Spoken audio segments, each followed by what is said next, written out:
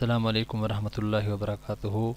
اعوذ باللہ من الشیطان الرجیم، بسم اللہ الرحمن الرحیم۔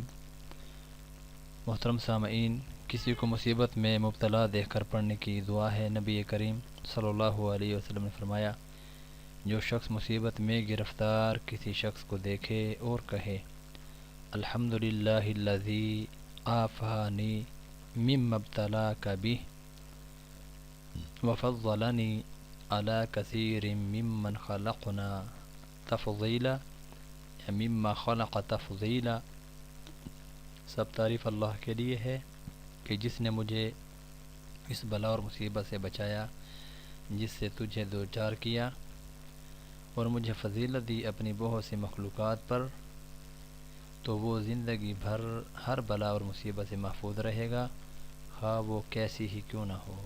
ترمذی شریف کی حدیث نمبر 3431 ہے۔ اللہ رب العزت ہم سب کو یہ دعا مصیبت کے وقت پڑھنے کی توفیق عطا فرمائے۔